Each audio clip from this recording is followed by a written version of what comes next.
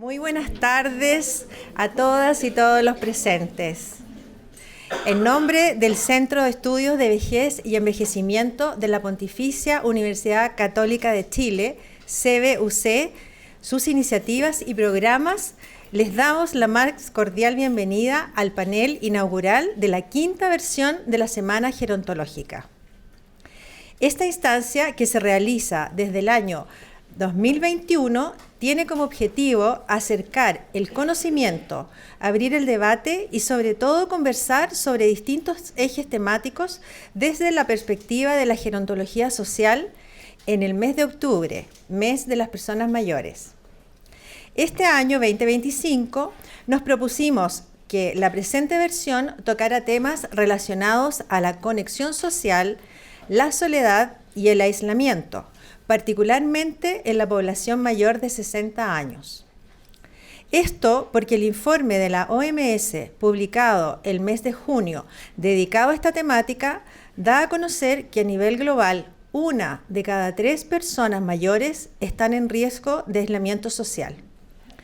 Esta cifra, al llevarla a la situación de nuestro país, y según datos de la encuesta Calidad de Vida en la Vejez UC del año 2022, da a conocer que cerca del 55% de las personas mayores de 60 años se encontraría en riesgo de aislamiento, mientras que el 49,2% declara experimentar sentimientos asociados a la soledad.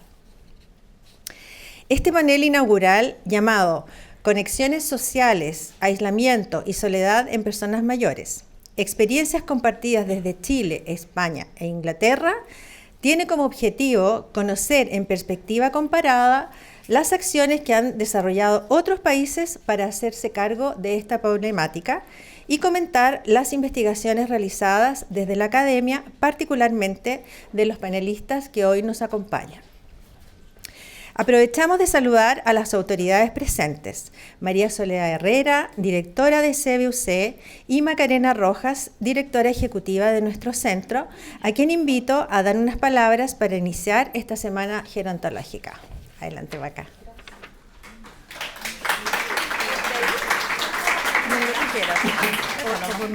No, de acá nomás, no te preocupes. Hola, muy buenas tardes a todos y todas. ¿Están bien? ¿Sí? ¿Todos bien? Qué bueno, con ánimo. La verdad que a mí me toca representar al equipo y lo primero que quería decir es que, tal como dijo Jackie, esta es nuestra quinta semana gerontológica. Cuando esto nació, nunca pensamos que iba a tomar esta forma. De hecho, quería agradecer especialmente a Sara Caro y Javi Rosell, que fueron las impulsoras y las creadoras de esta semana gerontológica en pandemia. Un aplauso para la Sarita que está aquí.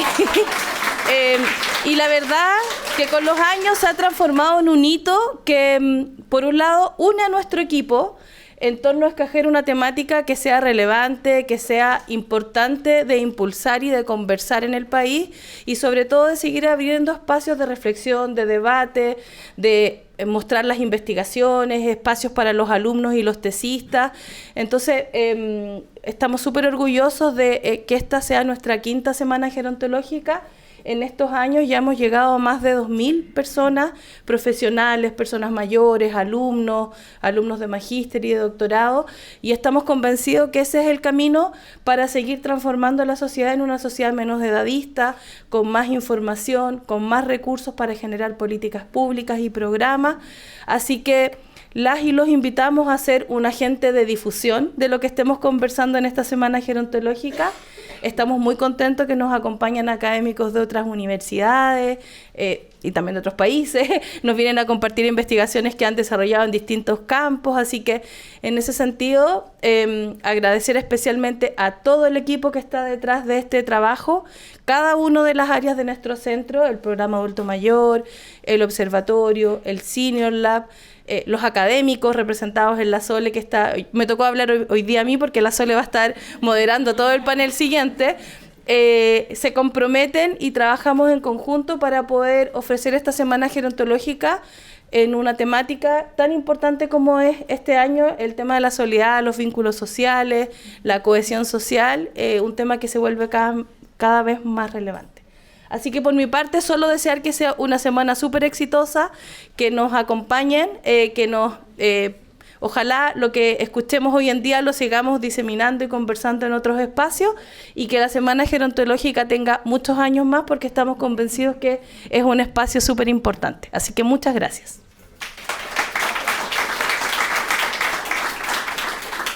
Muchas gracias, Macarena, por tus palabras, y yo creo que lo que ella dijo es lo que nos tiene que quedar resonando a todos en este espacio y los días que vienen. A continuación vamos a pasar a la presentación de las académicas y el académico que hoy nos acompañan en nuestro panel inaugural.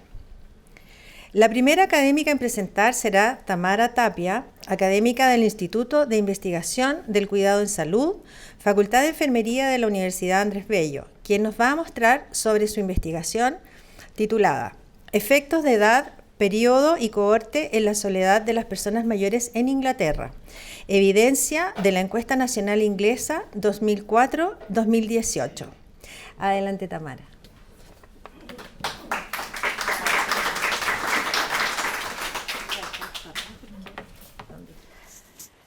¿Cómo están? Buenas tardes. Estoy súper contenta de estar acá. Gracias por la invitación, Soledad.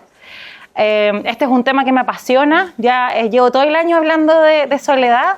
Llevo 6 años trabajando en esto, pero es primera vez que voy a mostrar resultados de mi investigación doctoral. Esto fue un estudio que hicimos durante 4 años con el grupo de la Encuesta Nacional de Envejecimiento de Inglaterra. Ellos me recibieron en el doctorado en Londres y empezamos a trabajar esto, partimos como de la mitad y nos fuimos para atrás porque nos dimos cuenta que había falta de información respecto de las trayectorias de soledad.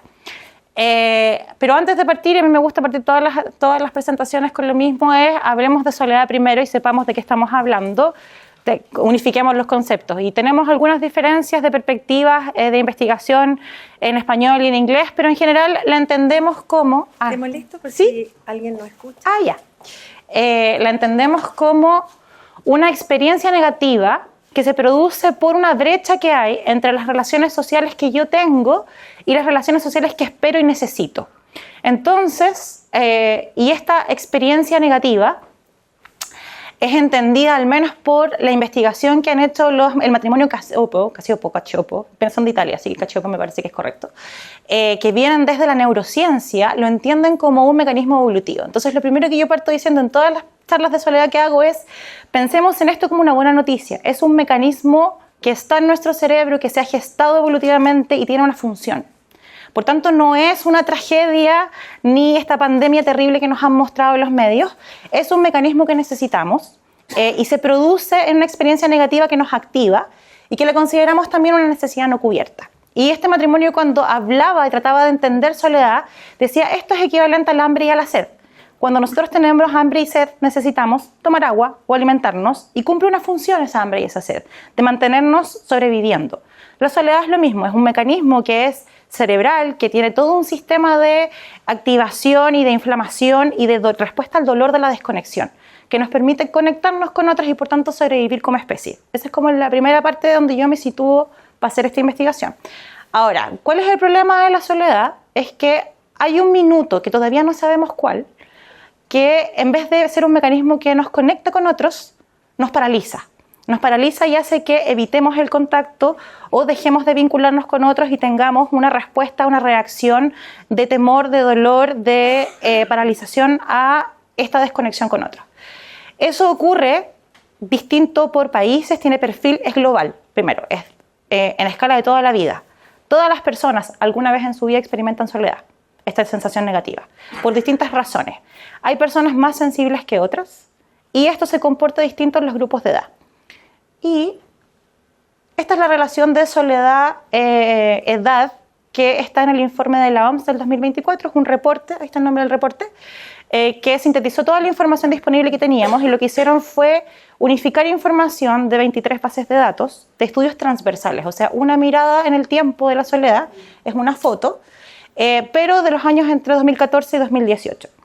Y lo que muestra es que, a diferencia de lo que siempre pensamos, las personas mayores no son las más afectadas por esto, son los adolescentes,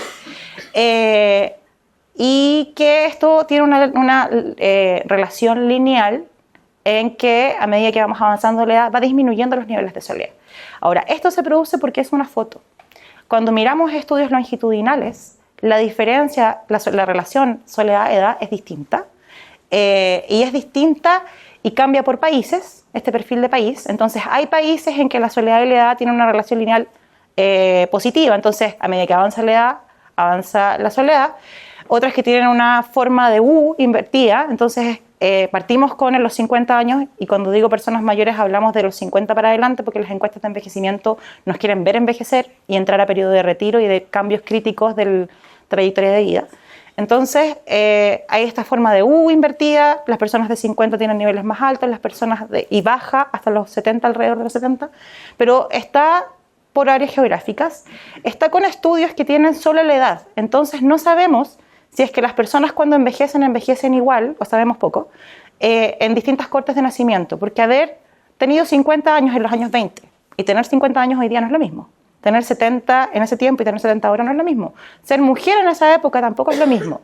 Entonces hay muy pocos estudios que separan el efecto que tiene el envejecer, pero el envejecer en contextos históricos diferentes. Y hice una búsqueda y lo que encontré fueron 5 estudios solamente. Uno que compara países en esta diferenciación entre envejecer y envejecer en distintos contextos. Entonces se llaman estudios de edad, periodo y corte por eso, porque aíslan el efecto de la edad, del tiempo que estoy observando y de la corte de nacimiento. Y esos 5 estudios estaban hechos en distintos países y uno solo compara países, y compara países en población un poco más joven, entre 45 y 64.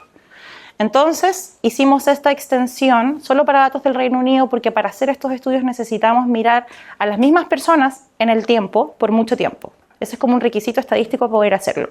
Y muy pocas encuestas nacionales tienen a las mismas personas miradas en el tiempo por mucho tiempo. Y los ingleses tienen esta encuesta nacional que partió el año 2002 y que el 2004 introdujo una medida de soledad, una medida estandarizada de soledad. Entonces tenemos 14 años de data. Y eso fue lo que hice en uno de los estudios de la tesis, y fue mirar, y les voy a explicar este momento al tiro, fue mirar cómo se comportó la edad en el tiempo y luego aislar cómo es envejecer y cómo es la relación de la soledad con ir envejeciendo, cómo se comportan los grupos de edad, grupo de 50, grupo de 60, grupo de 70, grupo de 80, cómo se comportan las cortes de nacimiento. Entonces aislamos esos efectos. Los datos que ocupamos fueron 14.874 personas que participan en ELSA. ELSA se llama el Estudio de Envejecimiento de Inglaterra. Son personas de 50 a 90 años que fueron seleccionadas aleatoriamente, primero por barrio, luego por hogar, y que participaron en la evaluación del 2002, y luego los primeros entraron al estudio el 2002 y tuvieron la primera medida de soledad el 2004. Y cada 2 años, más o menos, introducimos lo que se llama refreshments, que es como refrescos de edad, porque las personas van envejeciendo. Entonces, para que los grupos de 50 años no queden sin participantes, metemos gente nueva cada 2 años, más o menos. En la ola 3, 4, 6, 7 introdujimos. Entonces, entraron personas en distintos puntos del estudio, y por eso tengo aquí estas flechitas que entran y salen personas, porque la base fue el 2004 en la ola 2, que tuvieron una medida de soledad, y luego esas personas se mantuvieron la mayoría del tiempo. Algunos salieron del estudio y los perdimos, porque uno pierde personas en el seguimiento. Otras personas fallecieron lamentablemente, y otras personas se fueron sumando para refrescar estos grupos de edad. Entonces la evaluación partió el 2002, cada 2 años los entrevistamos, les preguntamos, por supuesto, o fuimos calculando la edad dependiendo del año de nacimiento, y participé en algunos de esos en las últimas, en la corte del 2018. Teníamos el año de nacimiento, cada 2 años veíamos la edad, les preguntábamos por su edad y otras medidas de salud, hay un montón de variables ahí encuestadas. Y entonces yo tomé el tiempo de seguimiento del 2002 al 2018, luego el grupo de nacimiento, las personas nacieron entre 1912 y 1918, y puse 1912 como punto de partida, se llama centrado en un punto de edad, para que todos los movimientos de las cortes de nacimiento fueran en positivo. O sea, vamos moviéndonos para adelante en el tiempo y vamos viendo cómo cambia la soledad. Y entonces teníamos la edad también, y la edad desde el punto de la línea base. O sea, la primera vez que los evaluamos de soledad, teníamos también el registro de edad. Y hay dos variaciones de edad. Uno que tiene que ver con la edad entre grupos de edad o entre individuos, es decir, 50, 60, 70, 80. Y luego tenemos intraindividuo, o sea, cómo la persona envejece, su trayectoria individual. Y estos datos, como son de muchas evaluaciones en el tiempo, nos permiten hacer eso. Entonces podemos ver la trayectoria de vida y cómo la soledad cambia la trayectoria de vida y cómo además la trayectoria de vida se mueve distinto en momentos históricos diferentes. Y bueno, para los que les gusta la estadística, la posibilidad de hacer esto, porque acá hay una complejidad, la edad en el fondo va en función de cuándo nací y cuánto tiempo estoy observando, ¿no? Entonces eso se puede hacer como en los multinivel y ocupamos una técnica, ocupé una técnica que no se había probado para este tipo de estudios, que se llama de efectos cruzados. Entonces, bueno, no voy a entrar en detalle estadístico, pero esa es la forma de poder hacerlo. Entonces tomamos todos esos movimientos de edad, o sea, de soledad, y vamos cambiando,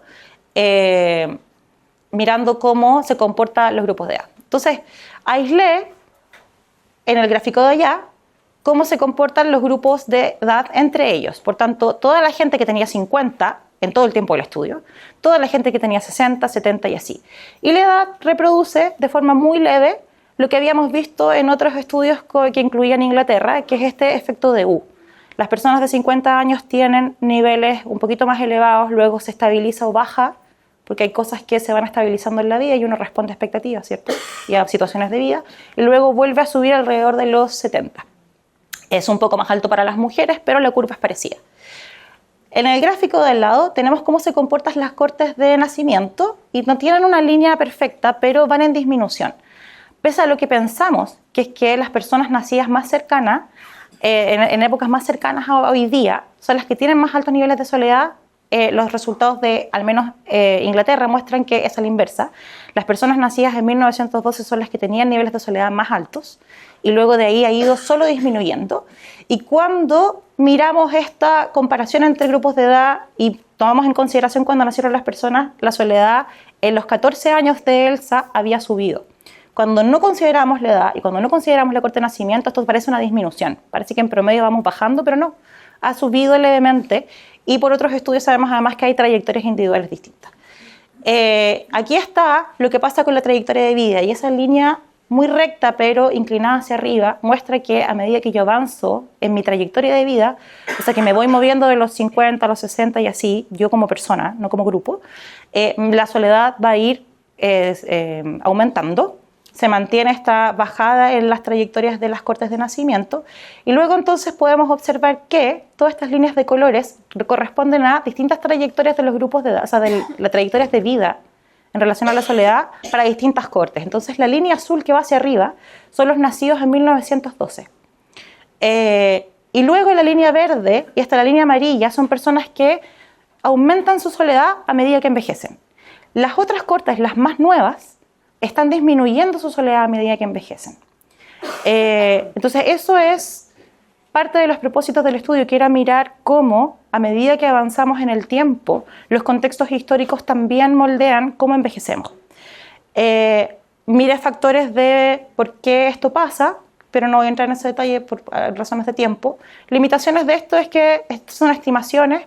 Tenemos los grupos más antiguos y los grupos más nuevos en cortes de nacimiento son menos representativos que los del medio, entonces son estimaciones en base a esos números. Tenemos que las personas que nacieron después del 60 todavía no las vemos envejecer completamente, entonces no tenemos una claridad de qué va a pasar con eso.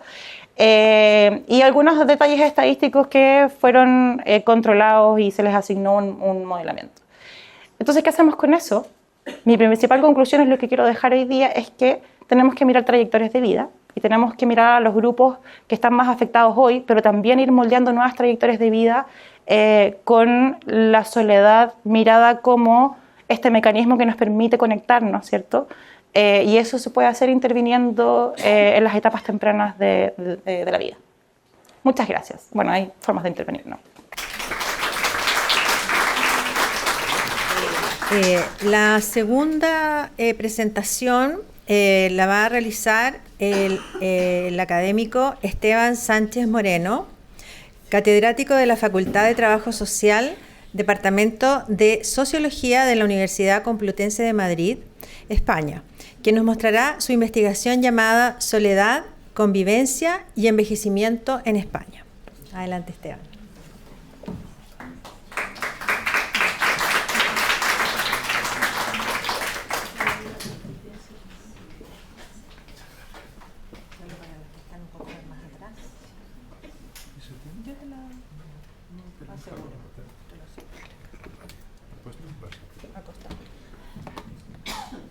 Buenas tardes.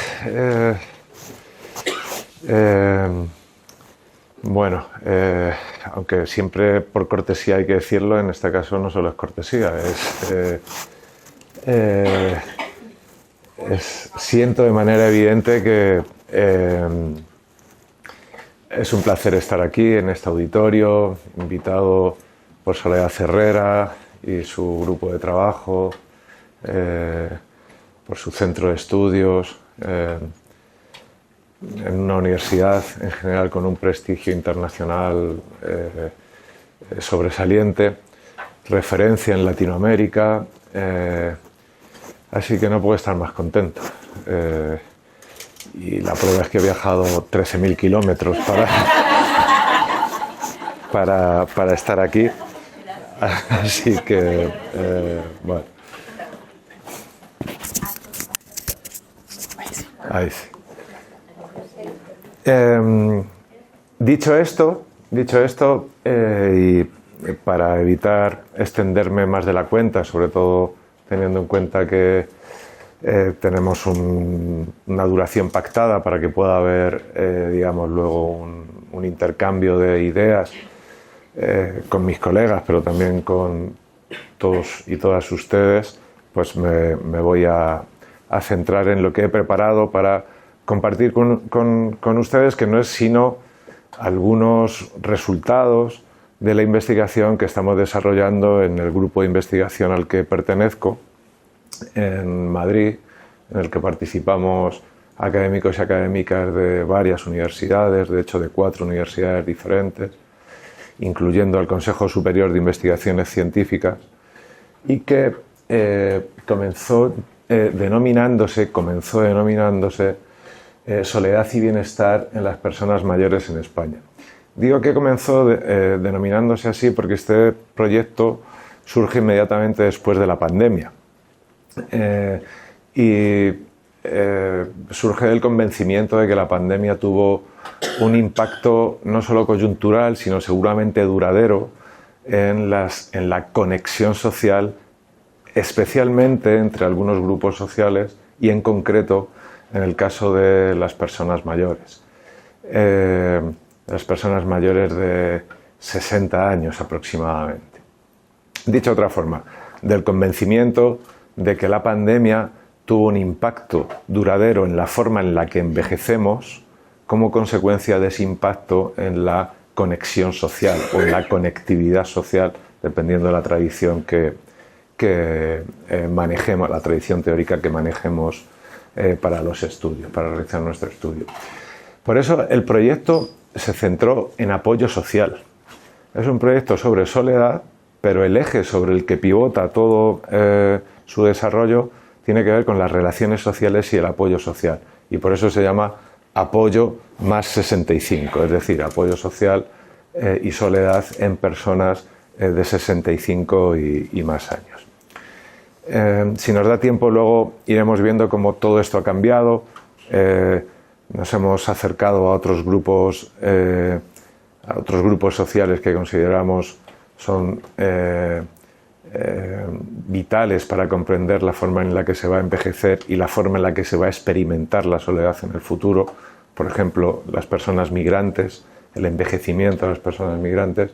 Pero este es el punto de partida y yo traigo resultados de este estudio.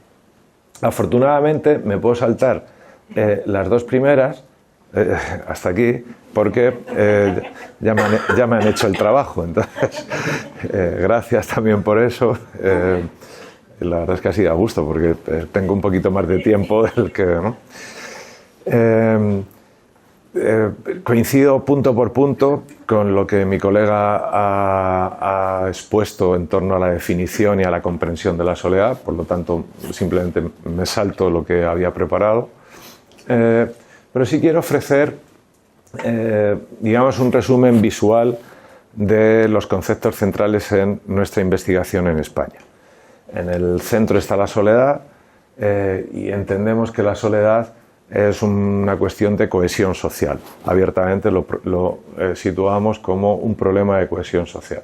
Y por lo tanto tiene que ver con relaciones sociales, por supuesto, relaciones de apoyo, interacción social en general.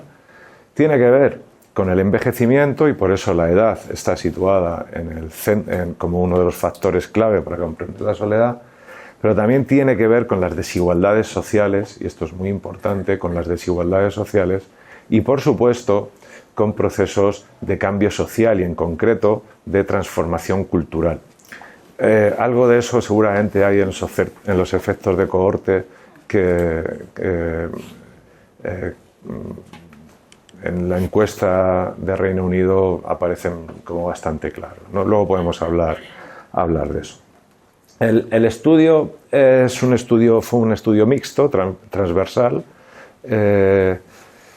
con una muestra, voy a utilizar los términos de manera poco rigurosa, con una muestra cuantitativa de 887 personas, si no recuerdo mal, y una encuesta cualitativa de 30 personas, con una peculiaridad, y es que nos centramos en personas de 65 y más años que o bien vivían solas o vivían exclusivamente con su pareja, típicamente en una relación conyugal, ¿de acuerdo? Solas, con pareja, sin hijos, conviviendo, pueden ser con hijos viviendo en otros domicilios, en otros hogares, pero conviviendo en pareja y sin hijos, o personas que vivían en una residencia para personas mayores. ¿Por qué nos centramos en esos tres arreglos de convivencia? Porque son los que se asocian en mayor medida con la experiencia de la soledad, ¿vale? Esto no quiere decir que no nos interesaran otros arreglos de convivencia, pero nos interesaban menos, porque estábamos estudiando precisamente soledad, ¿vale? Y aquí yo voy a centrarme en las personas que viven en una residencia. ¿Por qué me voy a centrar en las personas que viven en una residencia? Pues porque es muy difícil acceder a personas que viven en una residencia. Es extremadamente difícil, al menos en España, sospecho que no solo en España,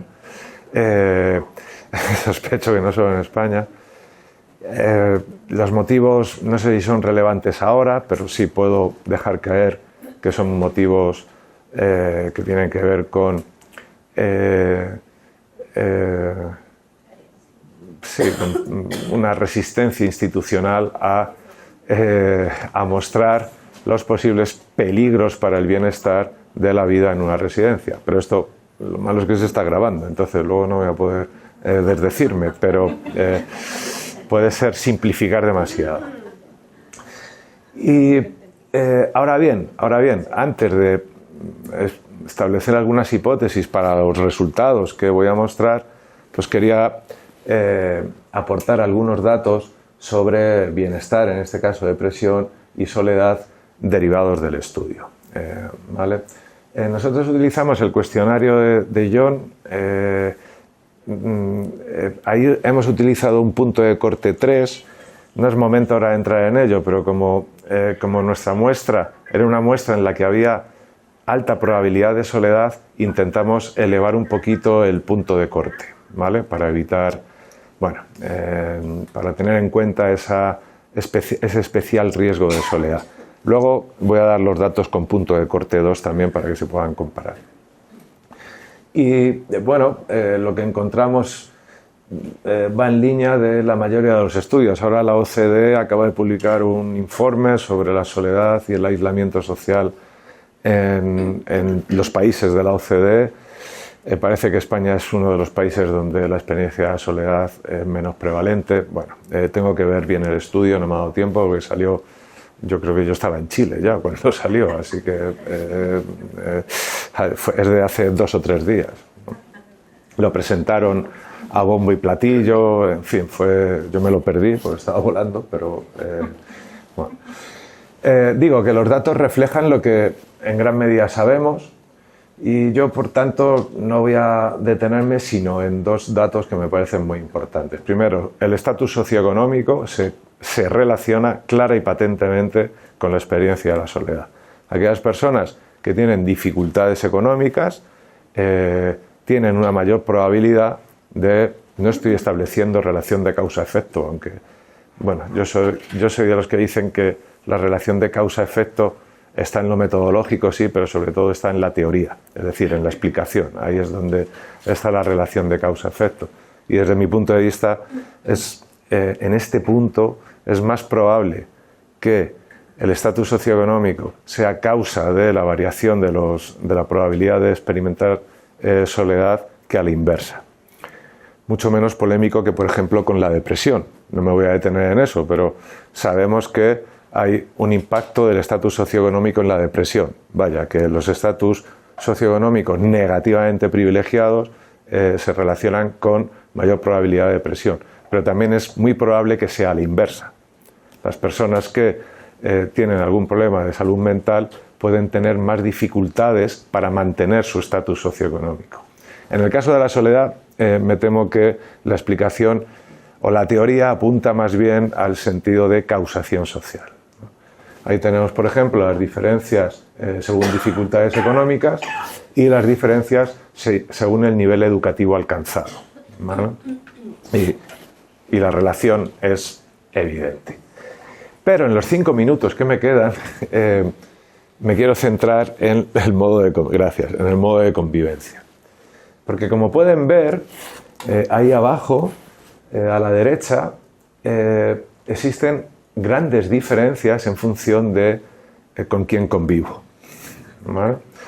La prevalencia de la soledad entre las personas que viven con su pareja, entre las personas mayores, es un poquito superior al 15%.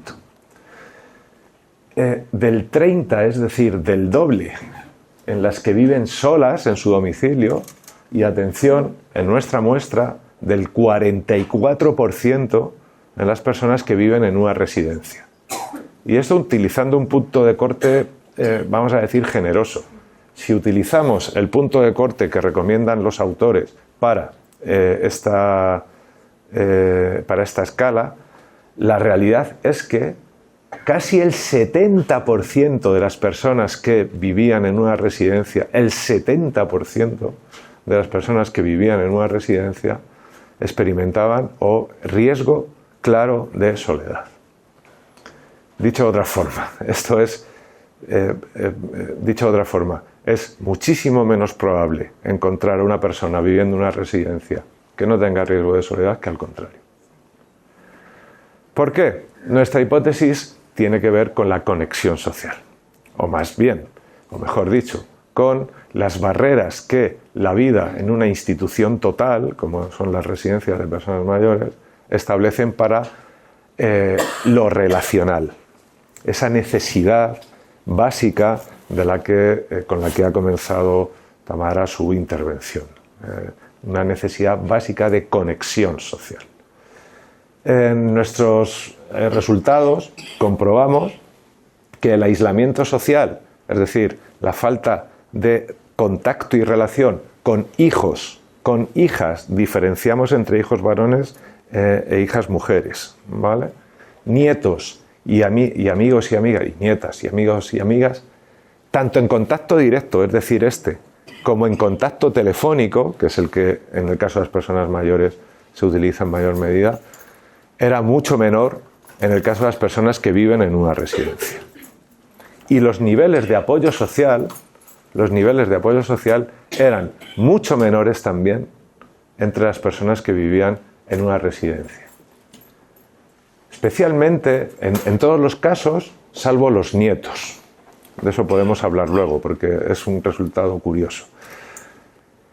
Y especialmente importante desde nuestro punto de vista es el aislamiento con respecto a las relaciones de amistad, que en el caso del envejecimiento, del proceso de envejecimiento, ganan protagonismo a cada año que pasa. a cada año que pasa. De hecho, en algunos análisis en los que tratábamos de relacionar el apoyo social con el bienestar, en este caso el bienestar subjetivo, hemos comprobado cómo el impacto, no es el impacto, la asociación entre el apoyo social de las distintas fuentes, de la pareja, de los hijos, de las hijas, etcétera, etcétera, sobre el bienestar psicológico de las personas, sobre la calidad de vida, sobre el bienestar subjetivo, se explica en gran medida a través de su relación con la soledad. Por ejemplo, en el caso de las amistades, abajo del todo, en nuestros análisis, todo el efecto del apoyo social procedente de las relaciones de amistad se explicaba, bueno, todo, en gran medida se explicaba por su relación con la soledad social. Claro, viviendo en una residencia, este tipo de conexión se hace especialmente difícil. Se hace especialmente difícil cualquier relación, cualquier tipo de interacción social con personas significativas, pero especialmente difícil resulta cultivar relaciones de intimidad y confianza en el ámbito de la amistad. Entre otras cosas, porque el contexto institucional no lo permite. Bueno, podemos seguir. No, está.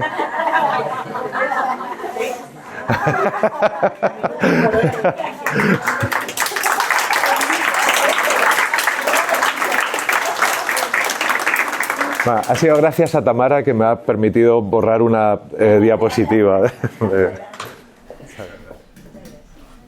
Bueno, continuamos con las presentaciones de hoy.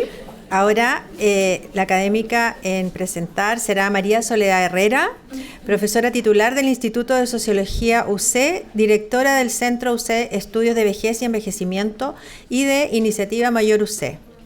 Es la investigadora responsable del proyecto Fondesit Regular 122-0936 sobre el aislamiento y soledad en las personas mayores chilenas. Hoy nos mostrará su investigación llamada Relaciones sociales, aislamiento y soledad en personas mayores. Adelante, Sole.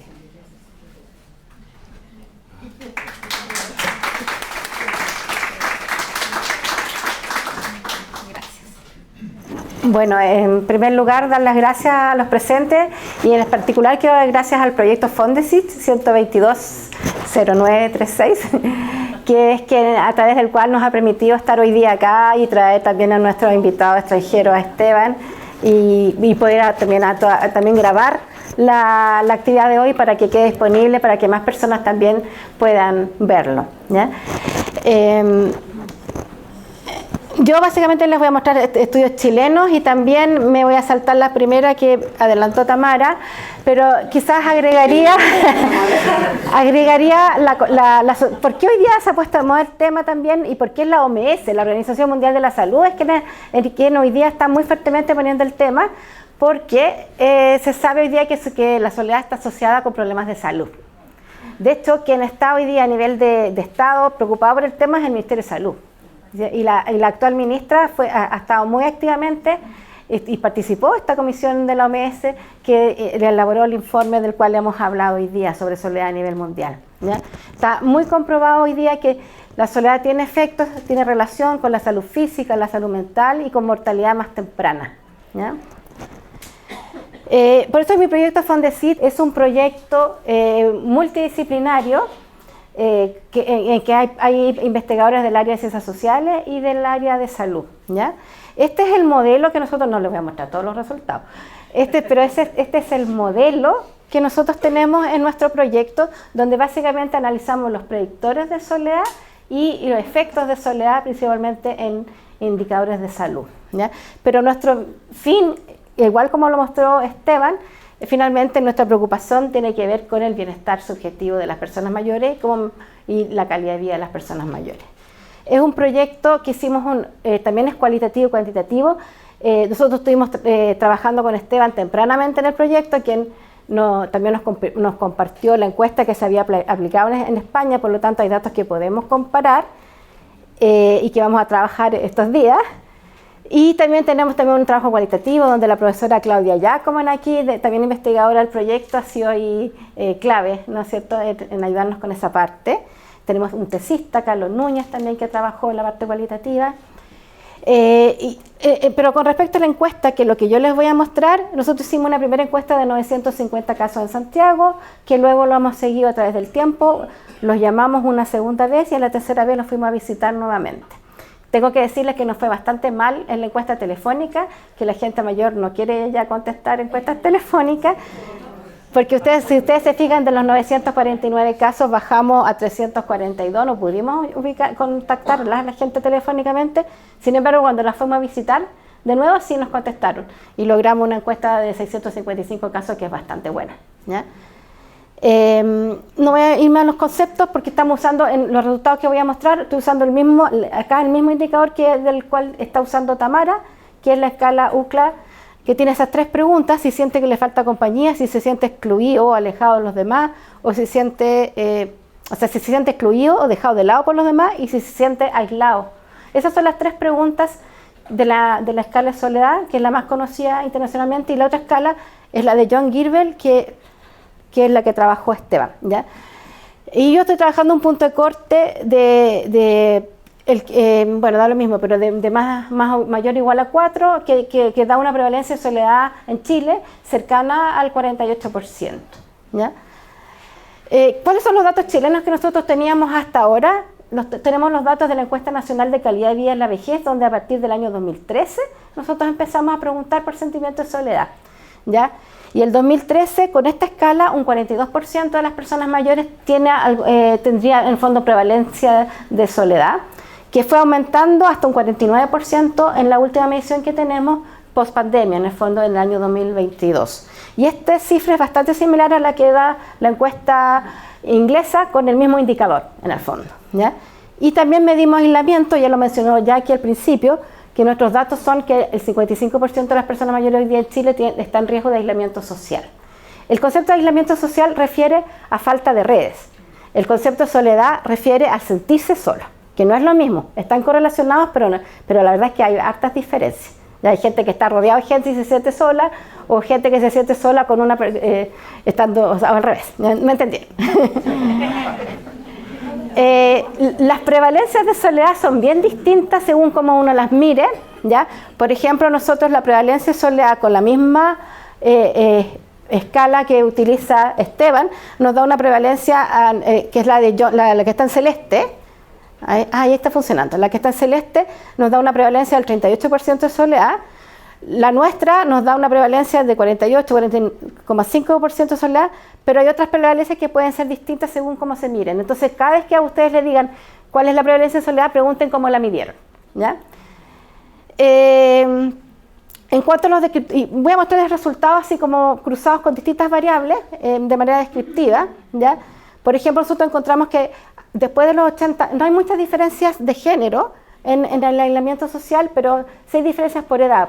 Con edad lo que pasa es que a mayor edad la gente se va achicando la red social, pero no necesariamente el sentimiento de soledad, ¿ya? No varía tanto porque hay un ajuste de expectativas con la edad, ¿ya? Con la edad hay expectativas se asume como más natural tener menos personas alrededor, ¿no es cierto?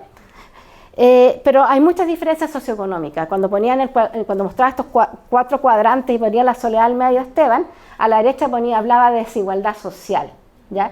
Está muy segregado socioeconómicamente la prevalencia de soledad. Bueno, estos datos son de Santiago, pero tenemos los datos de la encuesta de calidad de vida que son muy parecidos también, que es una muestra más chilena, más nacional. Y el sentimiento de soledad no varía estadísticamente con la edad. Sin embargo, varía socioeconómicamente, a menor nivel socioeconómico, mayor sentimiento de soledad, pero sí encontramos una variación a nivel de género. Las mujeres se sienten levemente más solas que los hombres. Hoy se nos desconfiguraron los gráficos acá, espero que no me quede la grande en los próximos. Bueno, esto menos mal que me lo hace más o menos de memoria porque se borraron los títulos, pero este es el porcentaje de personas que viven solas en Chile, ¿ya? En un contexto en que en Chile está aumentando el porcentaje de personas que viven solas, ¿ya? Si bien en un contexto internacional, ya las voy a mirando acá mejor, ya. A ver si puedo usar este micrófono, sí. Ya. Para ver que no me haya quedado la grande. Gracias. En un contexto que internacionalmente en Chile todavía es muy baja la prevalencia de personas que viven solas, ¿ya? Pero está aumentando. Y hay algunas relaciones que efectivamente, que lo nombró también en algo Esteban cuando comparó a las personas que viven con pareja o que viven solas, efectivamente las personas que viven solas sienten más soledad, ¿ya?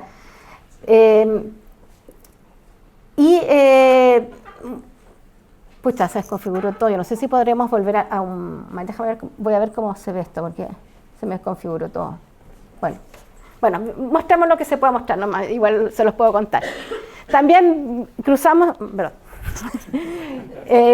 soledad con algunas variables estructurales de la red social y encontramos que el tipo de relación que más protege contra la soledad es tener pareja. De hecho, el evento que más se relaciona como negativamente con soledad, cuando les preguntamos qué eventos habían tenido durante el año y qué es lo que está más relacionado con soledad, es haber perdido la pareja, ¿ya? Separarse, divorciarse o distanciarse de una pareja. Ese es el evento que más se asocia con soledad, ¿ya? Acá lo que tenemos es el porcentaje de soledad según tipo de evento que tuvieron las personas en el último año, ¿ya? Bueno, el segundo no lo sabemos lo que es porque es algún otro problema, pero el tercer evento, enfermarse gravemente su cónyuge o pareja, ¿ya? También no solamente el distanciamiento, sino que también la enfermedad de la pareja. Todos los eventos vitales en general sí se asociaron de manera significativa con soledad, todos los que preguntamos. La relación con salud también está documentada en la encuesta. Nosotros encontramos asociación que las personas que tienen más mala salud tienen mayor prevalencia de soledad, las personas que tienen síntomas depresivos también. Para los que les gusta la metodología o la causalidad, acá, claro, estamos viendo porcentaje fila, porcentaje columna, en ambos sentidos hay relación entre soledad y salud y no sabemos bien cuál es la dirección. También preguntamos por dificultades en salud, ¿no es cierto? Por ejemplo, las dificultades de que tienen que ver con mantener el equilibrio, cansancio, la fuerza. En general, todo lo que son los indicadores de salud que medimos en la encuesta, que son indicadores que hemos desarrollado en otras encuestas y que están validados por otros profesionales del área de la salud, están asociados con soledad. O sea, la relación entre salud y soledad aquí es súper grande y en realidad va en las dos direcciones. ¿Ya? Por ejemplo, yo siempre cuento que mi proyecto anterior fue sobre las relaciones abuelos-nietos y los nietos se van, uno ve el tema de los nietos, que lo anoté para preguntarlo, en la conversación, tiene que ver eso, o sea, los nietos se distancian de sus abuelos cuando los abuelos van teniendo dificultades de salud. ¿Ya? Y al revés, las personas que mientras más solos se sienten también hay ciertos también mecanismos biológicos que inciden, ¿no es cierto? Y en esto. Todas las enfermedades que preguntamos también se asocian con soledad, ¿ya? Todos los problemas o molestias, esto se llaman síntomas geriátricos, también están asociados con soledad, ¿ya? La tos, el ahogo, todos los temas de salud están asociados. Pero vámonos más a los temas más sociales, lo que tiene que ver con las relaciones sociales y con las actividades sociales, que este dato es interesante. Nosotros les preguntamos a las personas por un conjunto de actividades significativas que pueden realizar en sus vidas, que tienen distintas frecuencias según la actividad, ¿ya? Pero podemos ver acá, ustedes tienen la línea. Esta línea que yo pongo acá en los gráficos es la línea del promedio de soledad, de la muestra, que es 48,5%, ¿no es cierto? Y las barras que están en amarilla serían las actividades más protectoras de soledad, porque las personas que realizan esas actividades son las que tienen menor prevalencia de soledad. La primera es si asiste a un curso, asiste a un curso o seminario o taller presencial, así que todos ustedes que están acá, los felicito y podemos dar un aplauso. Fue bien interesante porque en realidad las actividades culturales aparecen como muy protectoras de soledad en general. Yo lo conversaba en una presentación justamente con la subsecretaria de Cultura. la importancia que tiene. Si usted se fija, también asiste a una actividad cultural con 37% de prevalencia y lee el diario, revistas o libros con un 37% de prevalencia. O sea, de las 5 actividades que yo marqué en amarillo, 3 son actividades de tipo cultural. Tienen distintas frecuencias, no es que tengan que venir a los talleres, a un curso todos los días, pero al menos una vez al mes, ¿cierto?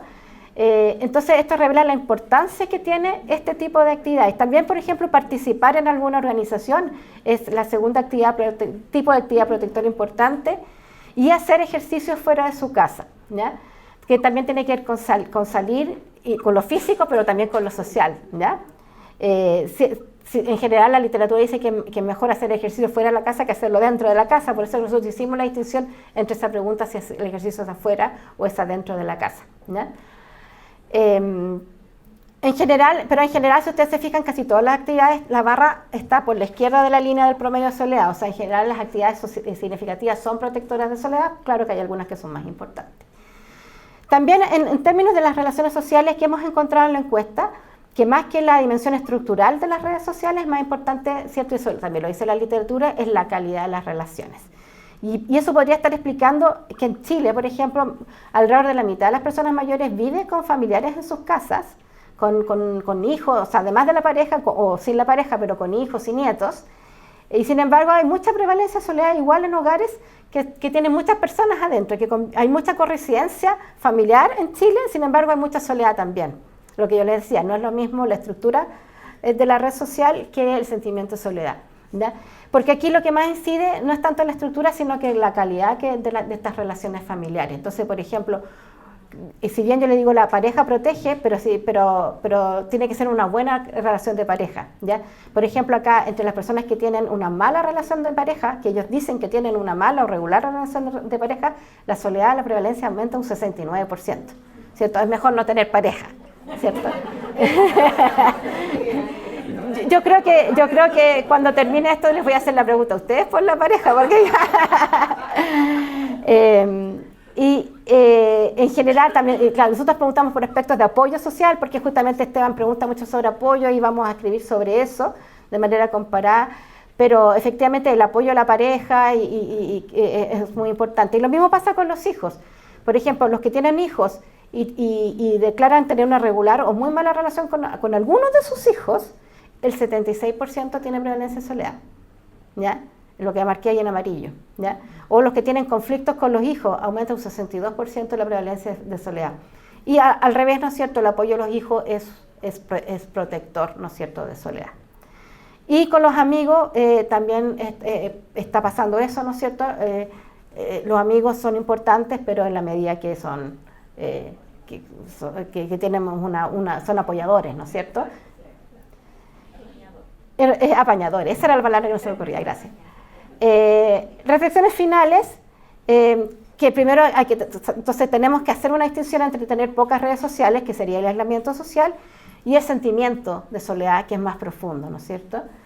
No sabemos cuál es la prevalencia de soledad en la población mayor, siento tener que decírselo, ¿ya? Lo que importa es que siempre la midamos igual para que podamos comparar a través del tiempo o que podamos compararnos con otros países, ¿ya? Pero hoy tengo que decir que en Chile están circulando datos muy distintos, ¿ya? Está afectando la salud mental y el bienestar de las personas mayores hoy, de eso hay mucha evidencia y lo tenemos claro. Ha estado aumentando el sentimiento a través del tiempo en Chile, eso también lo tenemos evidenciado y eso viene desde antes de la pandemia. Y además no se recuperó después de la pandemia, sigue aumentando, ¿ya?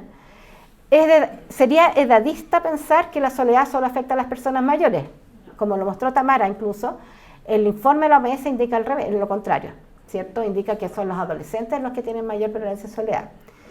Es más importante la calidad de las relaciones sociales que su estructura, por eso que hay que cuidar las relaciones. La participación en actividades y organizaciones son un factor protector y se requiere seguir analizando los datos longitudinalmente, que los tenemos, y en perspectiva comparada, que los tenemos. Muchas gracias.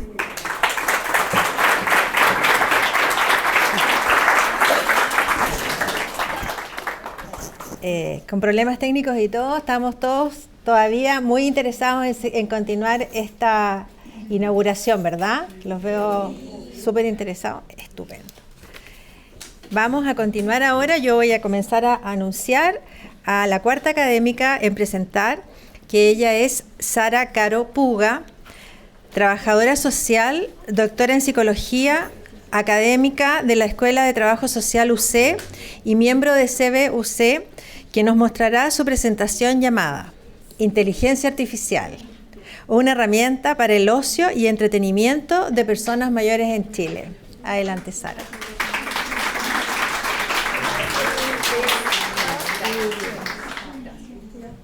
Hola, ¿cómo están?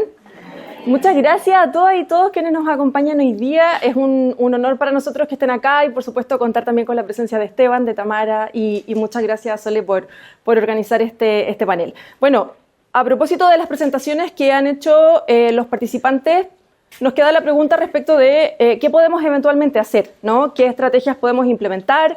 ¿Cómo podemos hacer para eventualmente ir abordando el sentimiento de soledad o abordar también la dificultad que podemos enfrentar al envejecer para establecer nuevas redes o para vincularnos, ¿no? Entonces les quiero contar de algunos resultados que hemos estado teniendo a propósito de un fondo semilla.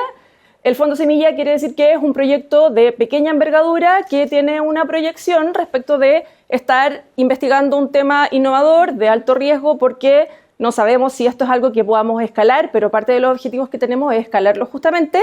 Y fue financiado con la Cátedra de Transformación Digital Sostenible de Entel. Y rápidamente les muestro el equipo de investigación. Está Javiera Rosell como coinvestigadora, tenemos un desarrollador de la plataforma que les voy a mostrar también a continuación, Vale Gamboa, que debe estar por ahí también, asistente de investigación y diseñadora. La Vicerrectoría de Investigación también ha adjudicado fondos para tener asistentes de investigación de pregrado de invierno y tenemos también un ayudante de la Universidad de Chile. Somos un equipo más bien motivados y no con tanto financiamiento porque es parte de los semillas, ¿no? Bueno, nuestro objetivo general, este proyecto lo escribimos hace 2 años, por lo tanto el desarrollo de la inteligencia artificial en ese momento era un desarrollo mucho más incipiente de lo que tenemos ahora, ¿no? Ahora tenemos una masificación muy importante y eso nos ha permitido también ir actualizando nuestra metodología. Nosotros nos acercamos al problema porque en realidad nos interesaba justamente pensar en cómo las personas mayores vivían el ocio, cómo lo experimentaban usando inteligencia artificial. Y para eso nuestros primeros objetivos específicos tenían que ver justamente con ver cómo estaba el estado del arte y realizar espacios presenciales con personas mayores en 2 talleres que representaban un espacio de exploración con dispositivos que usan inteligencia artificial. Y como decía antes, nuestro último objetivo específico comprometido es proponer cómo debiera ser entonces un dispositivo con un diseño gerontológico que use inteligencia artificial para que las personas mayores puedan experimentar el ocio. Y en este sentido, nuestro primer objetivo específico respecto de la revisión bibliográfica fue sorprendente para nosotros porque, bueno, tuvimos que actualizarlo justamente por lo que habíamos señalado antes, porque en los últimos años tuvimos un desarrollo masivo importante de la inteligencia artificial, pero nos encontramos con que el uso de las plataformas estaba mucho más dramáticamente centrado en, diría yo, en temas de salud, en control respecto de sintomatología, prevención de caídas, prevención de tanto sintomatología asociada a alguna enfermedad mental como a alguna enfermedad física. Entonces, para poder llevar adelante este proceso, lo que nosotros hicimos fue desarrollar nuestra propia metodología para incorporar la IA de manera colaborativa en investigación cualitativa para ciencias sociales. Entonces desarrollamos esta herramienta que nos ha permitido, por supuesto, realizar una revisión con un proceso que tiene a lo largo del proceso hay distintos momentos de juicio y de análisis y también es un proceso que tiene trazabilidad. Entonces nos embargamos en esto para también la propia pregunta que nosotros nos hacemos como equipo de investigación, ¿no? ¿Cómo nos vamos a poder ocupar también la inteligencia artificial para poder hacer parte de esta investigación y no solo proponer un dispositivo al final, sin haber pasado por la experiencia de experimentar justamente el uso de esta tecnología? Y esto no sé si alcancé a explicarlo bien, nosotros elaboramos para el desarrollo de la herramienta, nosotros elaboramos una guía de indicaciones y operacionalización, que es una guía que justamente va entrenando a la inteligencia artificial respecto de cómo hacer la clasificación y la operacionalización. Eso quedó en 4 fases y 16 dimensiones, por lo tanto, la herramienta lo que hace es preclasificar los artículos, distribuirlos en lotes y nosotros vamos desarrollando controles de supervisión a lo largo del proceso y, como decía, de la trazabilidad. Solo quiero mostrar en términos generales que, como decía antes, fue bien sorpresivo encontrarnos con este uso casi exclusivo de una inteligencia artificial que está excesivamente usada con los temas de salud. Encontramos solo, y quiero avanzar a esta, encontramos de los 247 artículos, todos de los últimos 3 años, encontramos solo 17 artículos que justamente abordaban el ocio, usando inteligencia artificial para personas mayores. Entonces, primero es algo que ya señalaba la literatura y que probablemente ustedes también lo viven. En este caso, hoy día que tenemos muchas personas mayores que nos acompañan, probablemente también lo viven.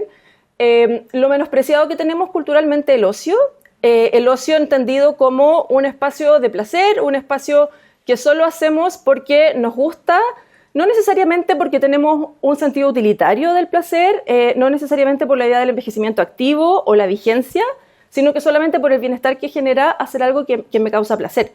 Y la literatura, por supuesto, nos decía algo de esto, pero nos llamó la atención que teniendo la tecnología hoy día disponible y vinculándolo con lo que señalaban los presentadores anteriores respecto de, por ejemplo, el sentimiento de soledad, en realidad lo estamos usando principalmente para los temas de salud cognitiva, como decía antes. Tenemos 230 artículos respecto de eso en comparación con los otros 17. Y, como decía, estimulación cognitiva, harto reforzamiento del lenguaje también para prevenir la pérdida del habla, también muy desarrollado en consonancia con lo que tiene que ver con la capacidad de deglución, por ejemplo, y por supuesto el uso de los robots, que puede ser algo con lo que estemos más familiarizados, ¿no? No obstante, de esos 17, además, habían solo 9 que esto es algo que también nos sorprendió más todavía, solo 9 que cumplían con un protocolo ético respecto de la autonomía de las personas mayores, que es algo que sin duda nos debiera preocupar respecto de cómo estamos usando la tecnología, pero algo que también fue importante respecto de los 17 que sí abordaban ocio con inteligencia artificial es que entregan buenos resultados respecto de la disminución de sintomatología depresiva, entregan resultados también respecto de la disminución del sentimiento de soledad, nuevamente en personas que usan inteligencia artificial para motivos de ocio, es decir, para motivos que solamente están vinculados con el placer. Y esto también nos dejó, por supuesto, preguntas que estamos abordando ahora. Como les decía antes, es un proceso que estamos llevando adelante, sobre todo especialmente respecto a las inequidades y los sesgos que, por supuesto, podemos reproducir a propósito de estar ocupando esta tecnología solamente para lo que tiene que ver con la estimulación cognitiva, que es algo que hoy día en nuestro país también hemos abordado de una manera eminentemente social, ¿no? Y la segunda parte de lo que hemos desarrollado hasta ahora es el taller donde las personas mayores justamente deben interactuar con los dispositivos y ha sido una experiencia también bastante interesante. Voy a saltarme quizás un poco más lo que tiene que ver con la metodología para ir a los resultados y no extenderme en el tiempo, y por supuesto después de la discusión podemos abordar con profundidad algunos de estos aspectos. Primero, respecto de la exploración nuevamente de la idea del ocio, se refleja en las personas que esto tiene que ser con un sentido productivo, ¿no? O sea, es decir, las personas mayores reafirman que en realidad las personas debieran realizar actividades de tiempo libre siempre que sean con un sentido productivo, porque eso demuestra que son capaces todavía de realizar actividades, por lo tanto tiene que ser muy en relación con la actividad física, por un lado, con la idea de la productividad, y también señalan que a lo largo de la vida en general se han sentido como personas sin espacio para el ocio, con actividades que están vinculadas principalmente a la naturaleza, pero como un medio para llegar a otra tarea, y que eventualmente si piensan en la idea del ocio, en realidad se dan cuenta de que podrían ser actividades sencillas, más asociadas a la creatividad. Por supuesto que también aparece el tema del género, y acá pusimos un testimonio justamente de una señora mayor que vincula directamente el ocio con el dispositivo, y dice que viendo el celular se ríe, llora, se asombra, que ese es su momento de ocio. Y que cuando lo ven los hijos les dicen: mamá, estás pegada todo el día en el celular, pero no ven que las camas están hechas, que el piso está limpio, que la loza está lavada, guardada, que está todo limpio. Entonces nuevamente aparece esta mirada más bien castigadora respecto de no hacer nada, y vemos que en realidad las personas mayores, y ya lo dice también la encuesta calidad de vida y todo el trabajo que ha hecho Conecta Mayor y el observatorio, que las personas mayores en nuestro país tienen cada vez más dispositivos, ¿no? O sea, las personas mayores hoy día usan mucho el celular, tienen mucho uso respecto de estos dispositivos y por lo tanto encontramos dos grandes ámbitos donde no estamos aprovechando todo el potencial, ¿no? Por un lado, tecnología disponible, muy masiva, que por supuesto, tal como también dicen los participantes, tenemos que tener la precaución de la deshumanización. Lo que han demostrado los estudios que encontramos en la literatura y que han tenido resultado han sido justamente espacios de intervención donde se combina el uso de la tecnología con la interacción y luego un espacio social, ¿no? Entonces, son espacios e intervenciones justamente que no reemplazan el contacto social, sino que lo combinan a propósito de las ilimitadas oportunidades que tenemos hoy día respecto del uso de las aplicaciones. Y de manera muy destacada aparece nuevamente la asociación con el deterioro psicosocial y una cierta desconfianza, una cierta precaución y algo muy interesante, ¿no? Verlo como un medio y no como un fin, que yo diría que con esta frase justamente encontramos esa bisagra entre los dos espacios, ¿no? Por un lado, que la inteligencia artificial sea un medio para ocupar ese espacio disponible, pero que sea seguro, que no represente deshumanización y en algunos casos, si nosotros pensáramos, por ejemplo, solamente en los chatbots, que hoy día es de las intervenciones más usadas, ellos señalan que es un espacio que en general les hace sentir aislados, ¿no? Porque es una conversación que no genera diálogo, que no genera intercambio, pero sí saben utilizarlo y lo usan mucho como, por ejemplo, recetas, ¿no? Y un señor decía, bueno, pero ¿por qué no le preguntamos a otra persona por la receta?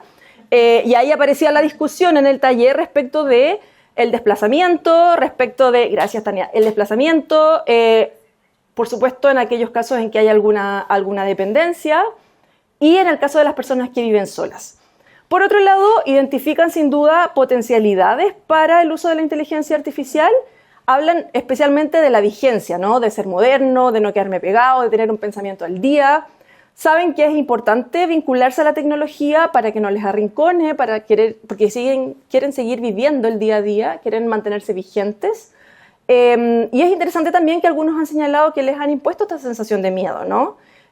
Mucho control especialmente de parte de los hijos, ¿no? Es lo que vimos en los talleres y es algo que aparece también en la literatura cuando decíamos antes que el protocolo ético muchas veces no se cumple o no está establecido. Tenía que ver principalmente con una tecnología que está siendo usada, por ejemplo, en los hogares de las personas, sin que las personas sepan o sin que las personas puedan tener un control de eso, y más bien para entregar reportes e información a los hijos, ¿no?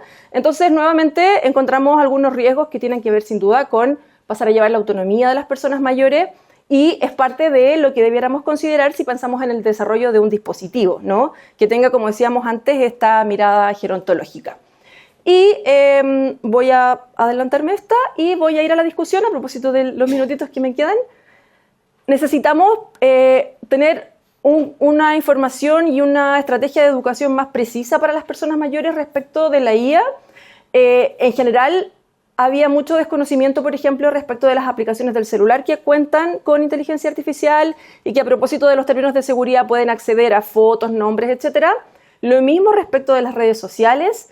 Había también poca reflexión previa respecto del ocio y cuando, esto todavía lo estamos analizando, ¿no? Pero cuando se genera el espacio de interacción en los talleres con los dispositivos, aparece una posibilidad que no habían visto y que les parece muy relevante, que tiene que ver con el entretenimiento, ¿no? Especialmente con, algunas iniciativas de cultura, como lo que ya presentaba Sole, como por ejemplo poder vincularnos con las canciones, los artistas, los lugares, a propósito de que hoy día podemos hacer videos, imágenes, fotografías con IA. Para algunas personas fue relevante, por ejemplo, pedirle eso a la aplicación, ¿no? Y poder replicar paisajes, personas, a propósito de estar usando el dispositivo, que es algo que están haciendo la mayor parte del día. Y lo vemos también en la literatura y aparece también en el taller, pensar que puede promover otras estrategias de afrontamiento en el caso de las personas que tienen un sentimiento de soledad o como ellos lo describen, como la mejora del estado del ánimo, ¿no? Vemos que por supuesto se usa mucho más como una estrategia de estimulación cognitiva y por sobre todo vimos el interés de ellos por participar de estos espacios, por aprender a usar IA. No necesariamente tenían que saber aprender para participar de los talleres, pero vemos que es importante también este ámbito de ambivalencia, ¿no? Es decir, cuánto conocemos cómo funciona, cuánto lo usamos, para qué uso lo estamos dando y como decíamos antes, pensar en un espacio que se puede utilizar, que puede ser muy relevante para abordar justamente aquello que tiene que ver con la sensación de soledad. Muchas gracias.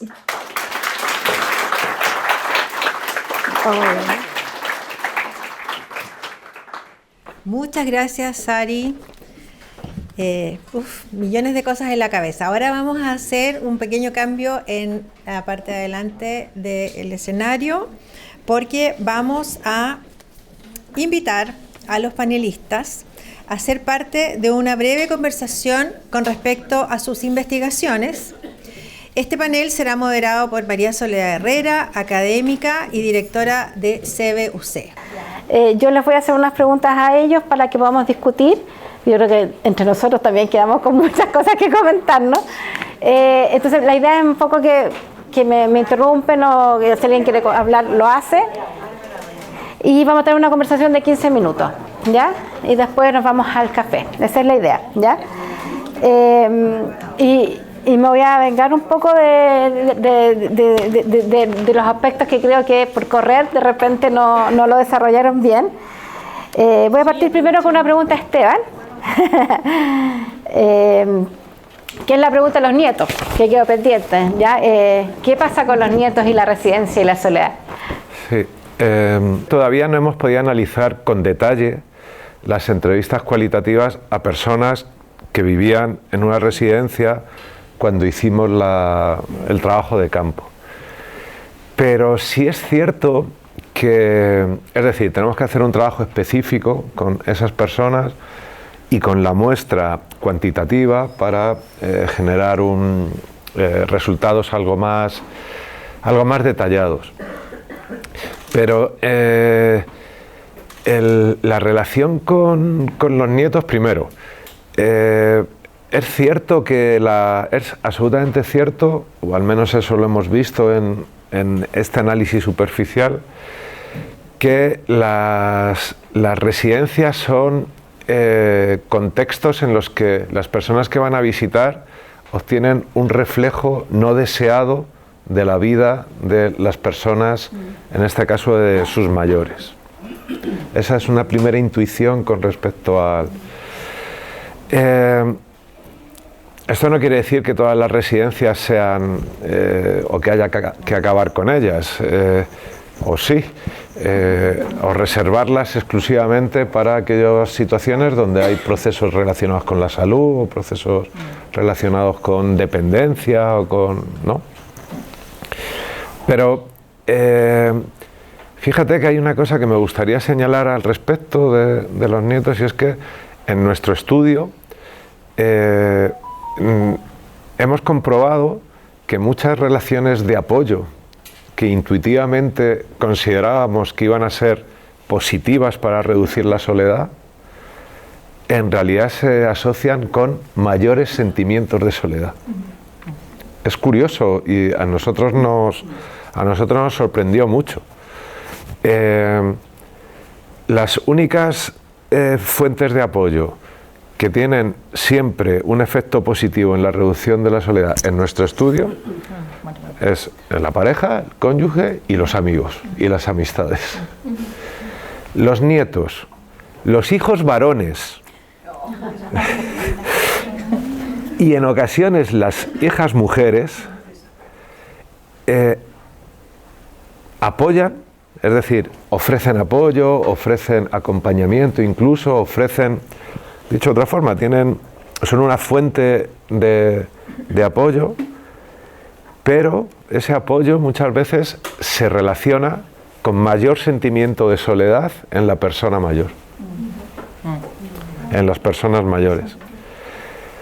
Y yo creo que tiene que ver con un efecto, ahí estiro un poco los conceptos, pero tiene que ver con un efecto de cohorte cultural. Y es que la forma en la que entendemos generacionalmente las relaciones sociales varía radicalmente en términos de valores, de expectativas, de deseos, de obligaciones,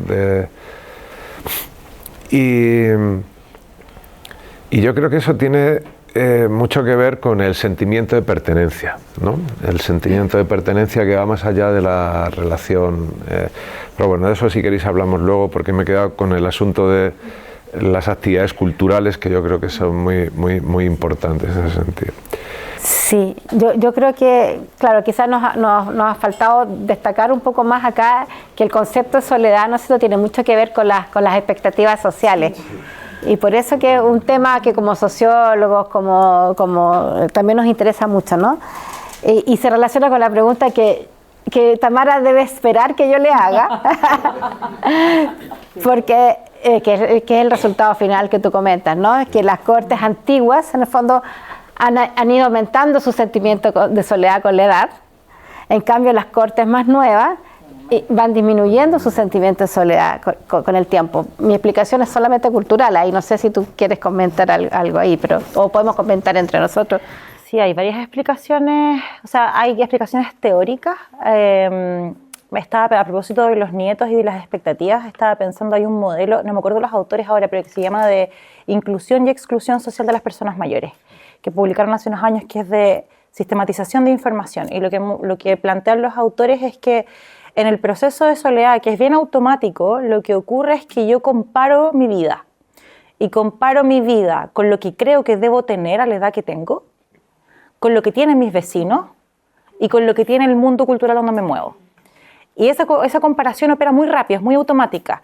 Pero cuando no se cumple la expectativa de lo que yo espero tener o necesito por donde crecí, entonces se genera este dolor, como pena, ¿no? Uno siente pena cuando se siente solo.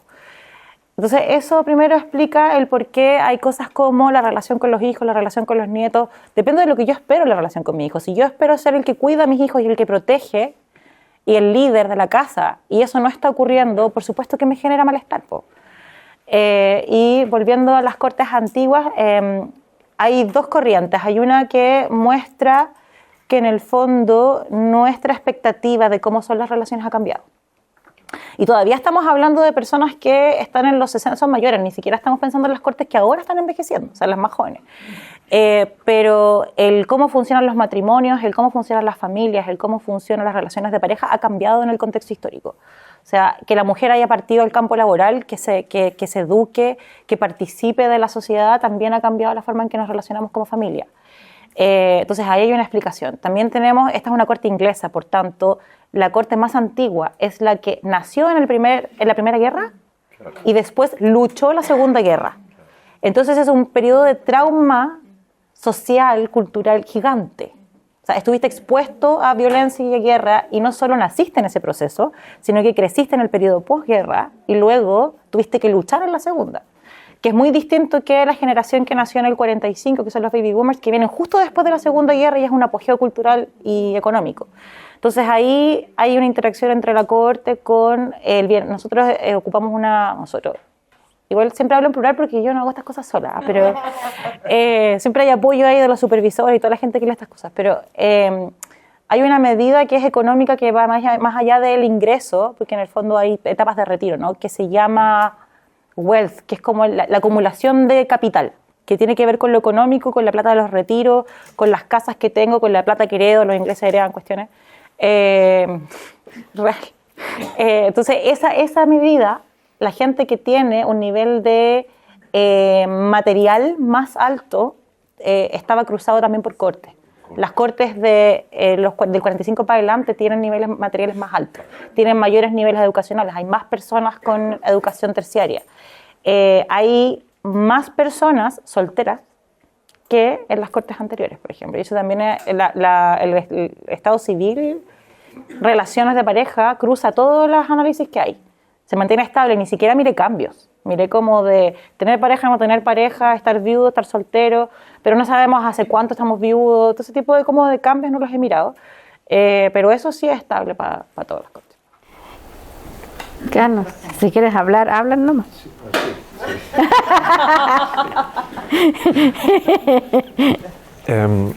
Claro, esto que señalas es muy interesante porque, claro, las cohortes están vinculadas a procesos históricos. Esto es, claro, en el Reino Unido, efectivamente, la generación que nace en la Guerra Mundial, en la primera, luego lucha en la segunda y seguramente se desencante en mayor medida con alguno de los procesos de cambio sociopolítico en el Reino Unido, sobre todo de Margaret Thatcher, por ejemplo.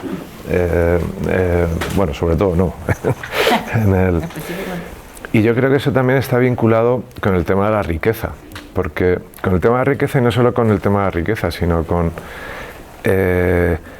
ese desmantelamiento de lo comunitario que en el Reino Unido sobre todo está vinculado a lo local.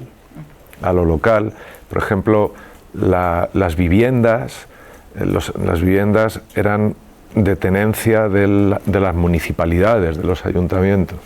Y lo que hizo Margaret Thatcher, fue eliminar todo eso, con lo cual hay un salto generacional no solo en bienestar, sino también en relación con la comunidad como una fuente de sentimiento, de participación, a mí me parece muy interesante. Yo cuando veía tus datos, que espero poder verlos con más detalle, bueno, como decía Sole, lo cultural es histórico y como decías tú, lo cultural es la explicación, pero lo cultural es histórico y tiene que ver con las experiencias vividas de manera colectiva, etcétera, etcétera, ¿no?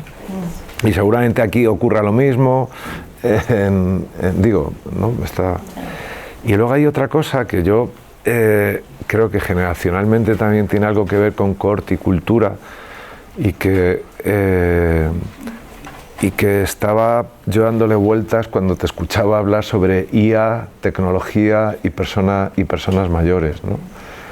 Porque ocurre un poco, o sea, desde mi punto de vista ocurre un poco lo mismo, ¿no?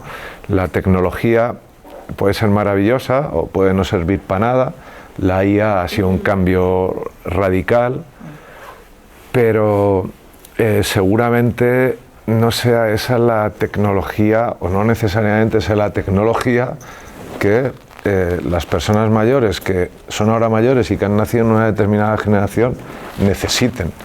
Y voy a robar solo un minuto más para poner un ejemplo. Justo antes de venir tuve una reunión con la directora general de una fundación que se llama Alicia y Guillermo en España, que es una fundación que trabaja exclusivamente con temas de envejecimiento y longevidad y con personas mayores. Y me contaba una experiencia que habían puesto en marcha y que a mí me pareció sencillamente brillante. Porque la tecnología que en España más utilizan las personas mayores y que no utilizan ya bajo ningún concepto las generaciones más jóvenes, ¿cuál es? El televisor. Las personas jóvenes ya no ven televisor, ven contenidos en cualquier lado menos en el televisor. Pero en España, sobre todo en zonas rurales, pero no solo, la tecnología que se usa por parte de las personas mayores es la televisión. Yo ayer lo hablaba con mi suegra es chilena, entonces lo hablaba con mi suegra, es que me decía, yo paso muchas horas delante de la tele. Y entonces esta fundación había desarrollado una aplicación para la televisión, específicamente para la televisión, muy sencilla, que permitía conectar a personas para hacer actividades, que esto tú también lo decías, no basta con la tecnología, sino que tiene que ser tecnología que ponga en desarrollo relaciones, y a través de la televisión incluso organizaban bingos. Y al final me contaban que esas experiencias han terminado en que personas de distintos pueblos cercanos han terminado organizando o un bingo presencial o una reunión. ¿Por qué cuento esto? Porque al final lo generacional es cultural e histórico. Entonces, realmente meter ahí IA por meter no tiene, o sea, a lo mejor es el problema que tú señalas, que al final es más control, ¿no? Perdón, que me... Claro. quiero decir algo a propósito de lo que es cultural y aprovechar, acordándome que tengo formación en psicología, yo no soy una sociólogo. Hay uno de los estudios que no mostré acá que analiza, se llaman rasgos de personalidad, pero la personalidad de la gente en relación a estos cambios en la edad y en las cortes. Y la hipótesis detrás era que la idea original que tenemos de la personalidad es que es una cuestión estática, el centro de nuestra interacción con el mundo, que es estática y no se mueve. Así como que lo único que no podéis cambiar es tu personalidad. Y resulta que los datos muestran que no es cierto. La personalidad cambia. A medida que uno interacciona con el mundo y avanza en el tiempo, en la edad, también cambia tu personalidad. Y pensamos, bueno, si hay tanto cambio cultural y tanto cambio histórico y que nos vimos expuestos a distintos momentos súper potentes del mundo, ¿qué pasa con la personalidad de gente? Y resulta que la personalidad de gente también cambió. Entonces hay más estabilidad emocional en algunas cortes, menos estabilidad emocional en las otras, mayor extroversión, que es un rasgo de personalidad que protege de la soledad, porque yo estoy más dispuesto a interaccionar con otros, mayor se llama efectividad, o sea, conciencia, efectividad de las relaciones, también todos esos rasgos se modificaron entre las cortes y eso, al menos extroversión y estabilidad emocional están súper relacionados y explican parte de la variación de soledad entre las cortes. ¿Y será que la tecnología nos va a hacer menos extrovertidos? Menos extrovertidos o más, no sabemos, depende de cómo lo usemos. Es que es muy importante como tener la mirada respecto de que no tenemos todavía los antecedentes respecto de cómo está siendo la relación entre las personas que están envejeciendo y esta vinculación con la tecnología, porque muchas de las generaciones que están acá son justamente los que han presenciado la mayor cantidad de cambios tecnológicos, ¿no? Entonces, son generaciones que no son nativos digitales, pero que han sido muy rápidos en adaptar el uso de los smartphones, por ejemplo, a la vida diaria. Y eso muestra una diferencia fundamental con las generaciones más jóvenes, que a pesar de ser nativos digitales, tienen grandes dificultades para usar el teléfono para otras cosas que no sea lo que habitualmente hacen.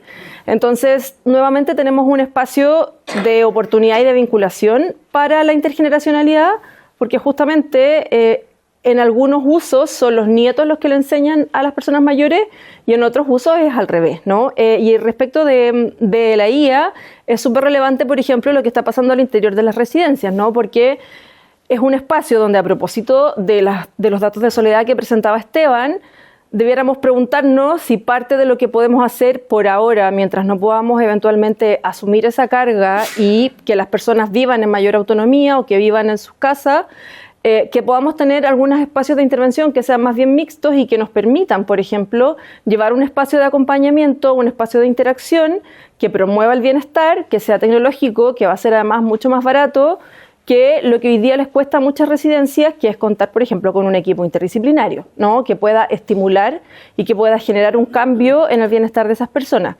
Y lo último que quería señalar es respecto justamente de las intervenciones que muestra la literatura, que han sido efectivas, que sí trabajan ocio, estas 17 que yo mencionaba. Es muy relevante que, además de lo que destaca Esteban, del intercambio que se da entre el espacio tecnológico y la interacción social, también es muy relevante que aquello que ha dado más resultados son las que tienen que ver con las relaciones de amistad, que no tienen que ver con un intercambio familiar, que no tienen que ver con, por ejemplo, no sé, los clásicos dispositivos que se diseminaron mucho durante la pandemia, que nos permitían las videollamadas más interactivas.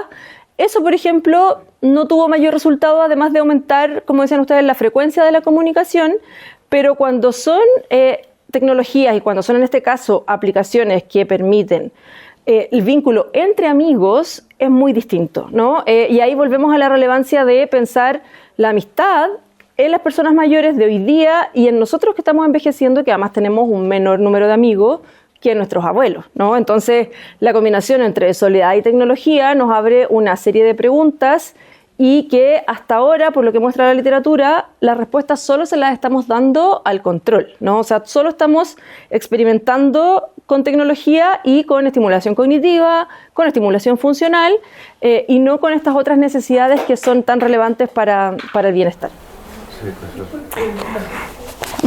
Que tenemos que cerrar ahora, pero tenemos el cafecito. ¿Ya? Sí, yo voy a cerrar ahora porque efectivamente ya ¿Estamos súper pasados? Sí, estamos súper pasados. No, estamos bien, pero nosotros encantados de que sigamos conversando. Lamentablemente no podemos traer el café para adentro, tiene que ser afuera, ya por temas del espacio. Agradecerles a todos los que están hoy día. Les voy a pedir a los expositores que permanezcan acá, les vamos a dar un obsequio. Y les voy a pedir que se queden. ¿Café? No, gracias. Gracias a ustedes. Y les voy a pedir que se queden para sacar la foto. Sí, claro. ¿Y mi igual? También. Si se pueden poner de pie para tomar una foto. Mientras yo les voy diciendo que estamos finalizando este panel, le damos las gracias a los académicos participantes, María Soledad Herrera, Tamara Tapia.